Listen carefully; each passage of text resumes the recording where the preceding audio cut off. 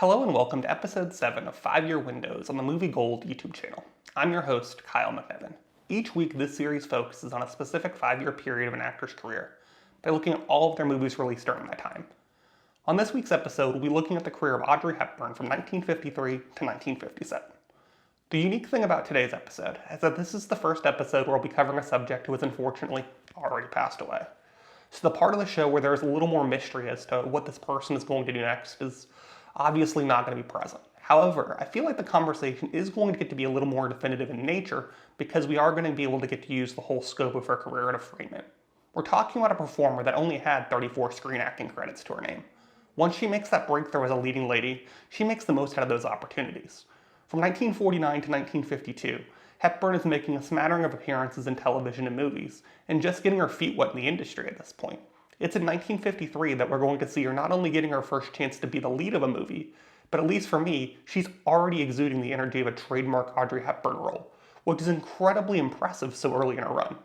It's because of this quick ascendance that I wanted to dive right into when she makes that splash on the scene, and have an opportunity to dissect why she makes for such a compelling screen presence, essentially from the get-go in her career.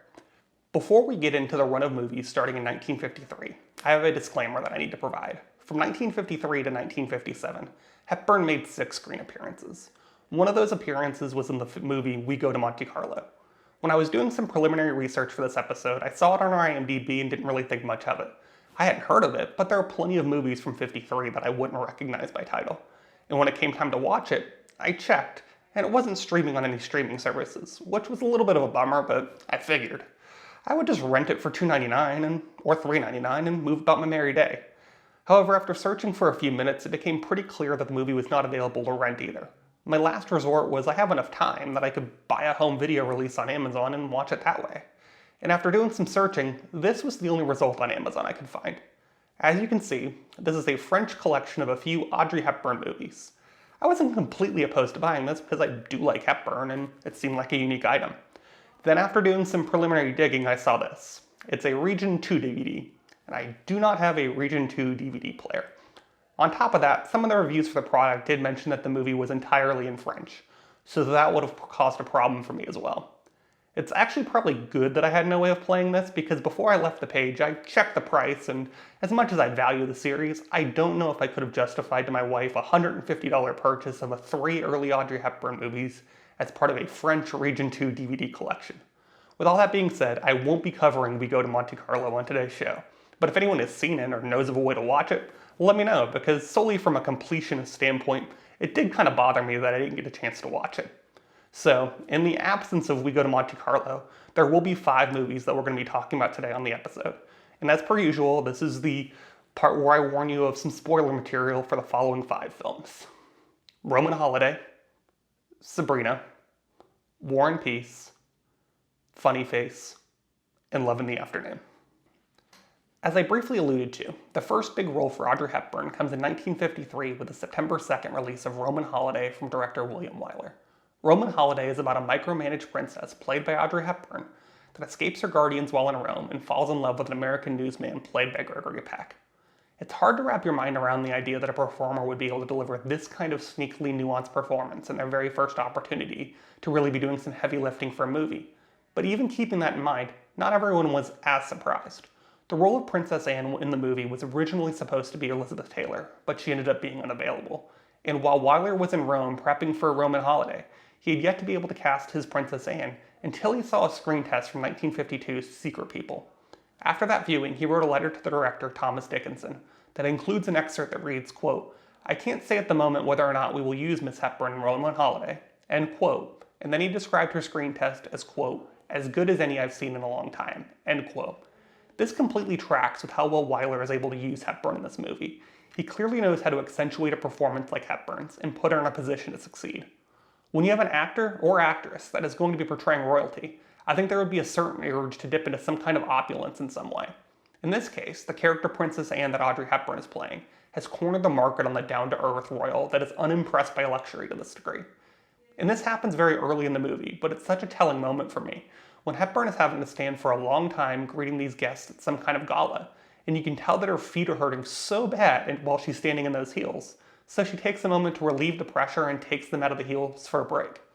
The movie isn't overplaying its hand with some kind of grand gesture about why Hepburn is showing active disdain for her royal life, but you can tell that this character has these small things that she does in order to relieve the figurative and literal pressure she feels in her life.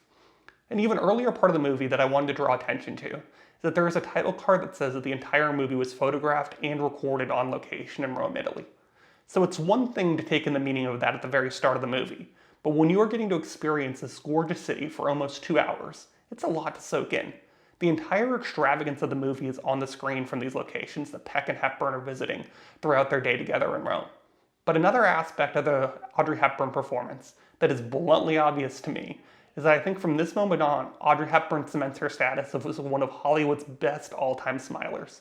She even has one of those trademark smiles near the end of the movie that, for me at least, provides a perfect button on a nice movie that is about beautiful people getting to interact for a short period of time while in Rome. As simple as that may sound, that's essentially a concept that's still trying to get recycled today and hardly ever approaches the stratosphere. Keeping all this in mind, the main reason that this works is because you have an Audrey Hepburn performance that is clearly a real person that just wants to hang out in Rome and experience life. A truly fundamental desire at the human level that, for me, makes Roman holiday undeniable.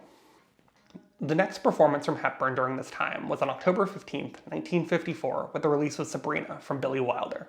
Sabrina boils down to the story of two brothers, one more serious, played by Humphrey Bogart, and one a little more flighty, played by William Holden, that become entangled in a love triangle with their family's chauffeur's daughter, played by Audrey Hepburn. Before digging into the movie itself, Sabrina actually had quite a bit of drama among its cast members. Apparently Humphrey Bogart was a last-minute replacement for Cary Grant. Some stories say it's because Grant didn't want to carry an umbrella on screen, which I love as a reason, but I also found a picture of Grant holding an umbrella, so unless this was before he grew so distasteful of them, I'm not exactly sure where that comes from. The other reason I found cited was that Grant was uncomfortable with the age difference between himself and Hepburn. That tracks a lot more and has some more validation since he apparently turned down the role of In Love in the Afternoon a couple years later for the same reason. From the Hepburn side of things, she's a real knack for playing these characters that want a little more out of life and what it has to offer, but she never diverges into this annoying territory.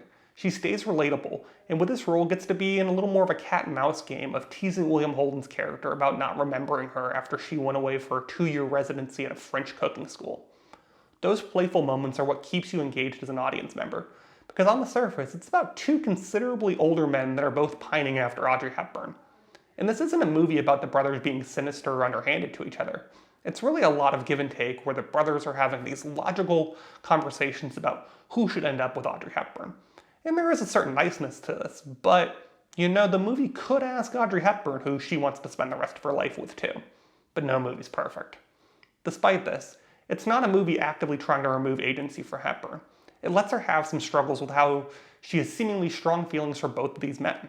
For me, this isn't an all-time Billy Wilder movie or anything for me, but it's really nice to watch three pretty good actors at the time all doing pretty good work.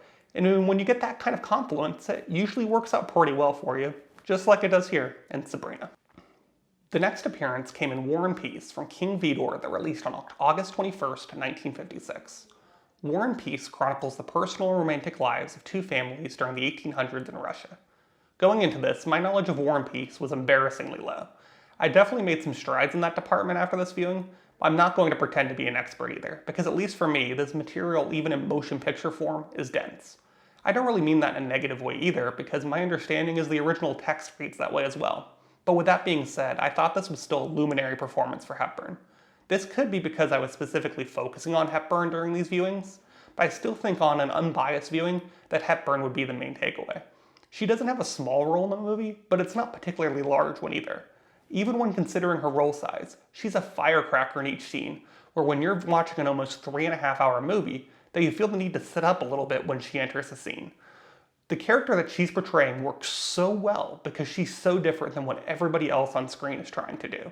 This is a movie that has a war as a major backdrop after all, but she has this little bit of energy that no one else has, and some of the music that she espouses are so charming that it also kind of illustrates the mindset that people can still have in war times. For instance, at one point Hepburn is talking about how she can't wait to fall in love so many times. This strikes back to some previous character work where she is wanting the full experience of life and not satisfied with just the hand that she's been dealt. Everyone else is worried about the effects of the war, and Hepburn's character has these feelings about the war as well, but for me, she is a grounding point, that there are still humans involved here that can have other thoughts that aren't just concerned with the war. Outside of Hepburn, the main reason that I came away kind of liking this movie was because how much of a spectacle this turned into, particularly when we get into the battle sequences.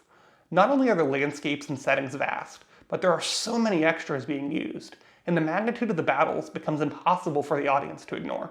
In the two previous movies, of course, the Hepburn attitude is going to work well opposite these light romantic movies, but her ability to shine through a literary epic like this is all the evidence you need that Audrey Hepburn can work to amazing degrees no matter the setting you put her in. In the final year of this time frame, Hepburn had two movies released. The first was Funny Face from Stanley Donen. Funny Face is about a bookstore clerk played by Audrey Hepburn that is thrust into the world of fashion modeling. What I described to you are the two major strengths that this movie has going for it.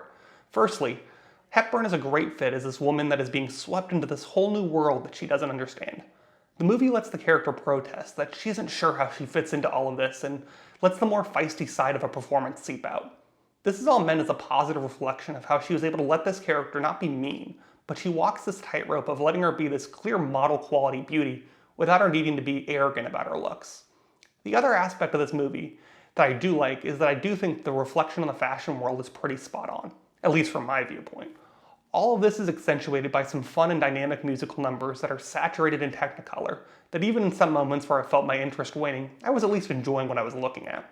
A performance that I may even enjoy more than Hepburn's is Kay Thompson. She plays one of the higher-ups of the fashion magazine, and she's not only this clearly ruthless leader, but she's really funny as well. She even headlines the first musical number, Think Pink, that leads off the movie and unfortunately was the high point for me. Where this doesn't work for me is the relationship between Hepburn and a photographer played by Fred Astaire. Yes, in the sequences where Astaire is getting to sing and dance, he's pretty pleasant to watch. When the movie is hard selling me on how Hepburn and Astaire have this romantic chemistry, I'm not following you there. It's not all about the age difference either. I think this is more of a personal preference for me where watching these two personalities play off each other just doesn't convince me that they would ever fall into any kind of love. That relationship may have been an anchor on my enjoyment on the movie as a whole, but once again, Audrey Hepburn is showing up in a movie and exuding that kind of movie star presence that you're looking for. Our last movie that we'll be discussing today is Love in the Afternoon from Billy Wilder and premiering on June 30th, 1957. Love in the Afternoon is the tale of how a perpetual playboy played by Gary Cooper takes a liking to the daughter of a private investigator played by Audrey Hepburn. On the surface, that does sound like a weirdly convoluted preference. However, it breaks down into two different movies. The first half is about Audrey Hepburn learning that a man is going to a hotel to shoot Gary Cooper because Cooper is sleeping with his wife. So Hepburn goes to the hotel to thwart the potential murder. Then the second half is basically just playful flirting by Hepburn and Cooper. This is another case where there is a significant age difference between Hepburn and her male co-star. Admittedly, it's not something that plays great now. The difference, though, from the last movie we talked about is I actually think that Gary Cooper and Hepburn have chemistry. Part of the trick is that Wilder lets the movie be more of a game of cat and mouse between these two. Hepburn is mysterious about her identity and will only see him in the afternoon, which drives Cooper crazy as he tries to connect the dots in her life and what really makes sense. Hepburn is phenomenal here because she gets to be in control of this relationship because she is thinking very deliberately about what details she wants to give to her potential new lover, knowing how crazy it's going to drive him in the process. You do have the angle of male pursuit of the woman and treating her like an object in some cases, but you also get the woman getting to pull one over on the man a couple of times, driving him to insanity and heavy drinking. I have to give Billy Wilder and frequent collaborator IAL Diamond all the credit in the world here for taking this tricky material and elevating it to a point where there is an emotional scene at the end of the movie that of course has to take place at a train station like all good rom-coms do. And I'm absolutely rooting for these two to give life together a shot.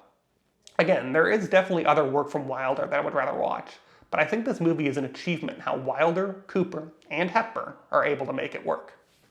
As I had mentioned earlier, Audrey Hepburn only amassed 34 screen credits to her name in her career. A lot of that was due to her wanting to raise her children, and she did quite a bit of volunteer work with UNICEF in her spare time as well.